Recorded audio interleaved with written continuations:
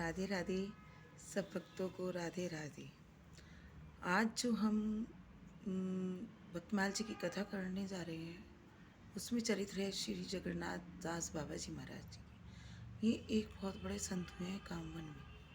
तो इनको कामवन में इन्होंने अपने भजन करते थे।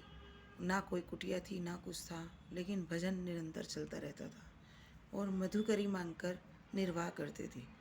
मधुकरी से मतलब कि 5 घर जाकर भिक्षा लेना और फिर जितना मिल जाए, चाहे 2 घर से मिल जाए, 1 घर से मिल जाए या 5 घर से मिल जाए, उसी में निर्वाह करना और सिर्फ 24 घंटे में एक बारी मधुकरी करना।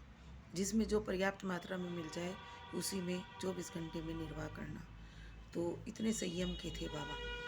अब उनका निरंतर भजन चलता और निरंतर पुकार चलती किशोर जी से और ठाकुर जी से, कब तुम आओगे, कब मुझे दर्शन दोगे, कब मेरा जन्म सफल होगा, क्या यो इस जन्म ऐसे ही बीत जाएगा मेरी लाडली, कभी तो आप कृपा करोगे, हे करुणामयी, हे मेरे नंद किशोर, कब कृपा करोगे।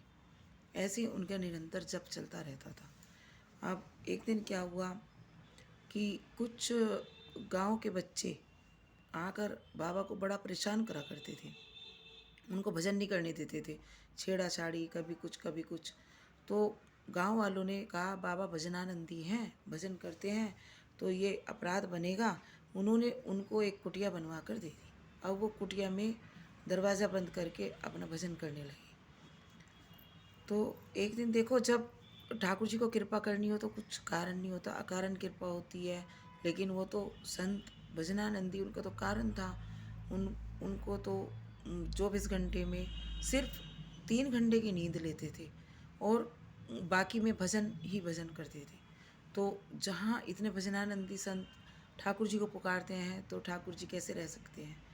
तो उन्होंने वे भजन कर रहे थे। एक दिन अपनी कुटिया में बैठे हुए तो बाहर से आवाज़ आई, बाबा जल पिलाए दो, बाबा जल पिलाए दो, बाबा जल पिलाए दो। वो अपना डंडा उठाकर कि ये बच्चे फिर आ गए परेशान करने मुझे। और जैसे डंडा उठाकर बाहर आए तो उन्होंने देखा कि सामने एक सांवली सूरत का बालक और उसके पीछे बहुत सारी गैयें और बहुत सारे ग्वाले खड़े हैं। लेकिन ना अब से पहले उन्होंने ऐसी गैया देखी थी दिव्य, और ना ऐसे दिव्य बालक देखे थे। उन्होंने पूछा, लला क्या नाम है तेरो? तो बालक बोला, नंद किशोर। और दूसरे बालक को देख के, जो गौण वर्ण का था, गोरे वर्ण का था, उससे पूछा, और लाला तेरा? कि बलदाऊ। अच्छा, तो अब तुम शरारती बच्चे अब ठाकुर जी के नाम के ऊपर भी नाम रखने लगे, और मैं तुम्हारी बातों में नहीं आने वाला। बाबा हम तो रोज़ आते हैं, हमें तो जल पीना है और कुछ नहीं, और भूख भी लगी है। तो भूख को कहाँ, यहाँ पकवान धरे हुए तेरे बाबों ने, जा और लो जल पी और जाओ। तो फिर बाबा को पता नहीं मन में क्या आया, जो मधुकरी करके लाए थे अंदर गए और मधुकरी जो थी वो उनको सबको बांट दी और जल पिलाए थे। और अंदर जाते जाते बोले, देख आप बार बार मत आइयो, ये रोज़ रोज़ का काम नहीं होएगा कि मैं तुम्हें जल पिलाऊं और प्रसाद खिलाऊं। तो कह रहे, अच्छा बाबा हम तो आएगो, हम तो आएंगे। तो मतलब सरल भाषा में, हम तो आएंगे।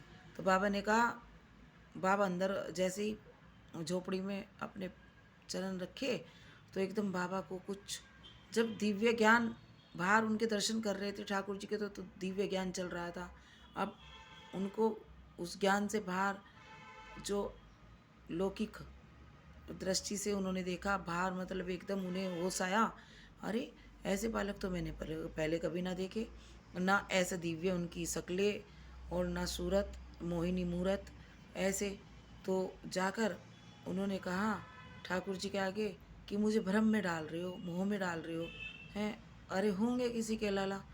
तो इतने में अगले दिन ये सुबह का वार्ता हुई, सुबह 12 बजे की, और शाम को 4 बजे एक वृद्ध माता आती है और एक मूर्ति ठाकुर जी की लेकर और विग्रह, और कह रहे, बाबा ले, मेरे से तो सेवा नाए बने और तुम इसकी सेवा कर लियो।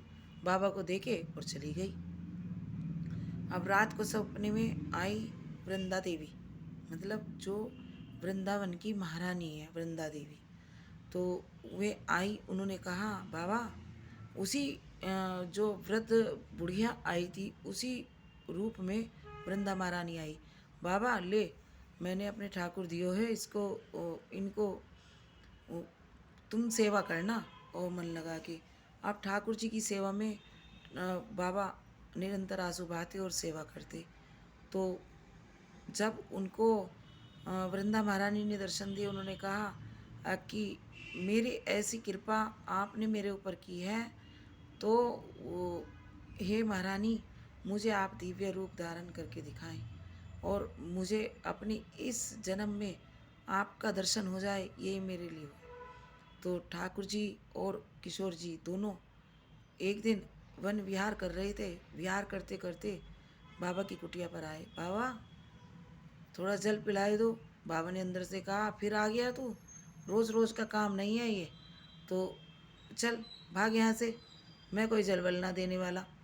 बाबा ने सोचा कोई वो बालक होंगे ब्रज के। तो तब किशोर जी ने कहा, बाबा मैं तेरी लाली, तू मुझे भी जल नहीं देगा, और मैं अगर बेहोश हो गई तो एकदम बाबा ने ऐसी दिव्य वाणी सुनी और बाहर निकल आए।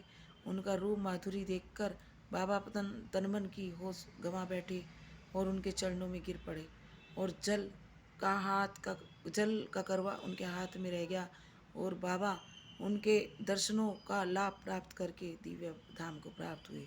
बोलो जय जय जगन्नाथ बाबा दास महाराज की जय।